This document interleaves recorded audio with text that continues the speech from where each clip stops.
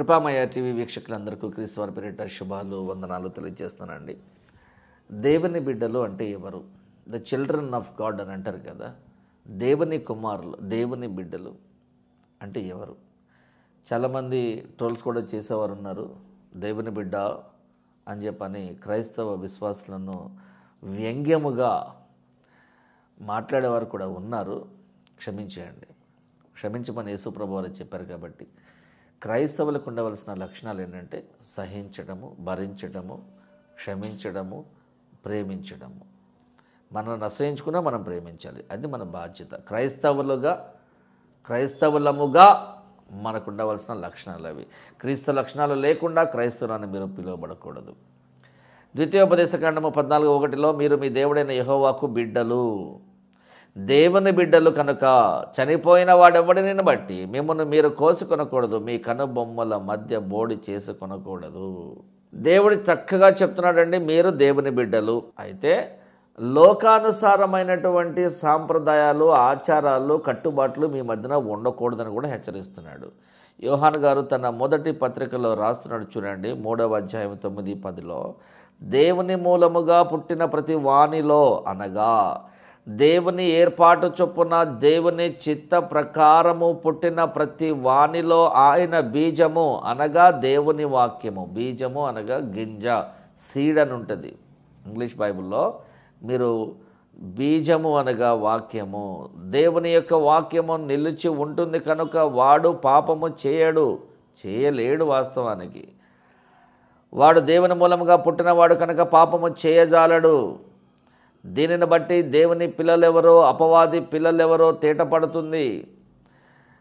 వెలుగుమయమైనటువంటి వెలుగు సంబంధమైన పిల్లలెవరో, చీకటి సంబంధమైన పిల్లలెవరో తేటపడుతుంది అంటున్నాడు దేవుడు. నీతిని జరిగించని ప్రతి వాడు, నీతిని జరిగించని, న్యాయముగా ప్రవర్తించని ప్రతి వాడు కూడా, తన సహోదరుని ప్రేమింపని ప్రతి వాడు కూడా దేవుని సంబంధులు కారు. చాలా స్పష్టంగా మాట్లాడేస్తున్నాడు దేవుడు. నేను ప్రేమించమని చెప్పాను కదయ్యా, మరి నీకెందుకు స్వార్థం, ఎందుకు అసూయ? అసూయ అనేటువంటిది ఒక కాలే కట్టె లాంటిది. ఆ కాలే కట్టెకు ఆ మంట అంటుకున్న తర్వాత ఆ అసూయ అనేటువంటి ఆ మంట ఆ కట్టెనే కాల్చేసి బూడిద చేస్తుందని ఎవరో ఒక ఆయన నిన్న ఒక మంచి మెసేజ్ పెట్టినాడు నాకు. చాలా మంచి ఉదాహరణ అది. ఎవరిలో అయితే అసూయ ఉంటుందో వారినే అది దహించి వేస్తుంది అని చెప్పడానికి ఒక కట్టెను ఉదాహరణగా తీసుకుని ఆయన ఒక కొటేషన్ రాసి పంపించినారు. How beautiful that is. తన కోపమే తనకు శత్రువు అని ఒక ఆయన రాసినారు. తన శాంతమే తనకు మిత్రుడని ఒక ఆయన రాసినాడు. ఎవరు రాసినా, ఏ మతం వారు, కులం వారు రాసినా కూడా దానిలో ఉన్న ఎక్స్ట్రాక్ట్ ఏంటనేది మనం గమనించి గ్రహించాలి. వాస్తవానికి ప్రపంచ జ్ఞానులందరికీ కూడా మూలము బైబిలే. ఒక చెంప మీద కొడితే మరొక చెంప చూపించమని ఒక పెద్ద ఆయన చెప్పినాడు. ఆయనదే డైలాగ్ అని అనుకుంటున్నారు, ఆయనది కాదు డైలాగ్ అది. బైబిల్లో యేసుక్రీస్తు వారు చేసిన బోధలో ఒక బోధ అది. కొండ మీది ప్రసంగంలో ఆయన చెప్పిన మాటలలో ఒకటి అది. ఆదికాండము 1వ అధ్యాయము 27లో దేవుడు తన స్వరూపమందు నరుని సృష్టించాడు. దేవుని స్వరూపమందు అతనిని సృష్టించడం జరిగింది. స్త్రీని గాను పురుషుని గాను వారిద్దరిని కూడా దేవుడు సృష్టించాడు. వారి పేరే ఆదాము, హవ్వ. దేవునికి బిడ్డలుగా అనగా దేవుని లోకమైన పరలోకమునకు వారసులుగా ఉండడానికి మనందరినీ కూడా దేవుడు తన స్వరూపమందు సృష్టించుకున్నాడు. మరే రూపమందు కాదండి, తన స్వరూపమందు సృష్టించుకున్నాడు. స్వరూపము అంటే మంచి రూపము, స్వ అంటే మంచి రూపములో. దేవుడు మంచివాడు, దేవుడు పరిశుద్ధుడు, దేవుడి యొక్క బలము చాలా గొప్పది. ఆయన మాట మాత్రము సెలవిస్తే ఈ భూమి వణికిపోతుంది, కంపించిపోతుంది. మేఘాలు పారిపోతాయట, కొండలు కరిగిపోతాయట, పర్వతాలు పారిపోతాయట, సముద్రాలు ఇంకిపోతాయట, నక్షత్రాలు చెల్లా చెదరే పారిపోతాయట. దేవుని స్వరము విన్నప్పుడు ప్రకృతిలో ఉన్న ఇంత పెద్ద గొప్ప శక్తులే పారిపోతే నువ్వెంత, నేనెంత? ఇలాగా నేను ఉండాలనుకున్నది మిమ్మల్ని అని ప్రశ్నిస్తున్నాడండి. ఆదాము, అవ్వలు ఇద్దరు కూడా దేవునికి అవిధేయులుగా మారిపోయి తప్పు చేశారు. దేవునికి ఎంత బాధ ఉంటుందండి. నా పిల్లలు నా మాట వినకపోతే నాకు ఎంత బాధ ఉంటుంది. మరి 800 కోట్ల మంది దేవుని మాట వినకపోతే ఆయనకి ఇంకెంత బాధ ఉంటుంది. ఒక్క కొడుకు మాట వినకపోతేనే ఇంతలా బాధపడుతున్నావే, మరి 800 కోట్ల మంది మాట వినకపోతే దేవుడు ఎంత బాధపడతాడు. మనం ఎందుకు బాధపడతామంటే దేవుని స్వరూపంలో చేయబడిన మనము దేవుని యొక్క స్వభావాన్ని కలిగి ఉంటాం. కాకపోతే మానవ స్వభావము కదా మనది, ఆయనది దైవిక స్వభావము కదా. దేవుడు అబద్ధమాడలేడు, దేవుడు తప్పు చేయలేడు, దేవుడు మోసం చేయలేడు, దేవుడు అసహించుకోలేడు. ఇవన్నీ మనకున్నాయి. మనం అసహించుకుంటాం, కోపం తెచ్చుకుంటాం, పగ ప్రతీకారం తీర్చుకుంటాం. అంటే దేవునికి ఉన్న లక్షణాలు మనలో ఒక్కటి కూడా లేవు. మరి అలాంటప్పుడు నువ్వు దేవుని బిడ్డవు ఎలా అవుతావు, దైవజనుడు ఎలా అవుతావు అప్పుడు? మరి పౌలు గారు రోమాసంఘానికి రాస్తూ 8:15 అంటున్నాడు చూడండి, దేవుని బిడ్డలైన మీరు మరలా తిరిగి భయపడుటకు మీరు దాస్యపు ఆత్మను పొందలేదు, దత్తపుత్రాత్మను పొందితిరి. ఆ దత్తపుత్రాత్మను కలిగిన వారమై దేవునికి పిల్లలమైన మనము అబ్బా తండ్రి అని దేవునికి మొరపెడుతున్నాము. ఏమండి, తండ్రిని ఏమంటున్నామండి? పరలోకపు తండ్రి అయిన యెహోవా దేవునికి మనము ప్రార్థన చేస్తూ మొరపెడుతూ ఏమంటున్నాము? అబ్బా అంటున్నాము, తండ్రి అంటున్నాము, అంటే ఫాదర్ అంటున్నాము, అంటే అయ్యా అంటున్నాము. తండ్రిని అయ్యా అంటారు. తెలుగు భాషలో పల్లెటూరు ప్రాంతాలలో మీ అయ్యా అని అంటారు. అయ్యా అంటే నాన్న, అంటే తండ్రి, అంటే అబ్బా. మరి దేవుని మనం ఏమని సంబోధిస్తున్నాము? తండ్రి, అబ్బా, అయ్యా అని మనము సంబోధిస్తున్నాము. నేననో తండ్రియు ఏకమై ఉన్నామని యేసుక్రీస్తు వారు చెప్పినప్పుడు, అయ్యా యెహోవా దేవా అన్నప్పుడు యేసయ్యా అంటే తప్పే ఉంది. యేసు ప్లస్ అయ్యా అంటే ఏంటి? యేసు నా తండ్రి. కొరింథీ సంఘానికి పౌలు గారు తన 2వ పత్రికలో 5:17 అంటున్నాడు, ఎవడైనా క్రీస్తునందు ఉన్న ఎడల వాడు నూతన సృష్టి, ఇదిగో అన్నీ కొత్తవైపోయినాయి అంటున్నాడు.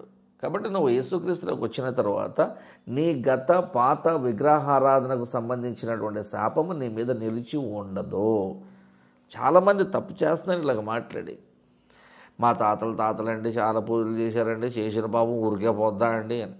యేసుక్రీస్తు నందున్న ఎడల అన్నీ కొత్తవైపోయినాయి అన్నప్పుడు పాతవి ఎందుకుంటాయి? కొత్త ఇంట్లో కొత్త వస్తువులు పెడితే అన్నీ కొత్తగా కనిపిస్తాయి.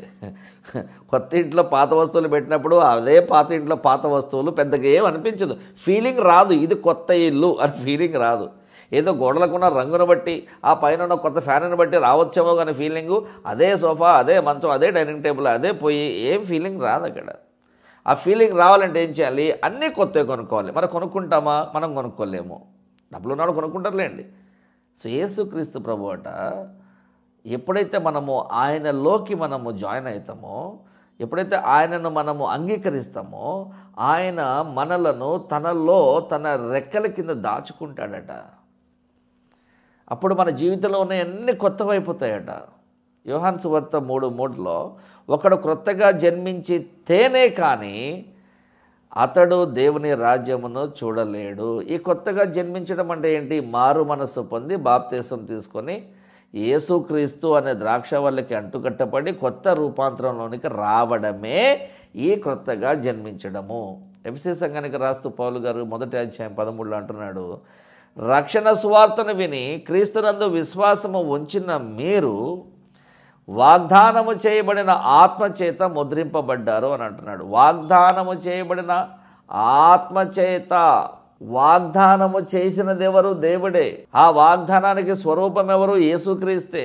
యేసుక్రీస్తును సురక్షకంగా ఒప్పుకోవడానికి మనం ఒప్పించేది ఎవరు? పరిశుద్ధాత్మ దేవుడే. ఆ ఆత్మచేత మనము ముద్రించబడినామట. ఎంత గొప్ప దీవెన! రక్షణ ఉచితం. ఇదే రక్షణ దినం.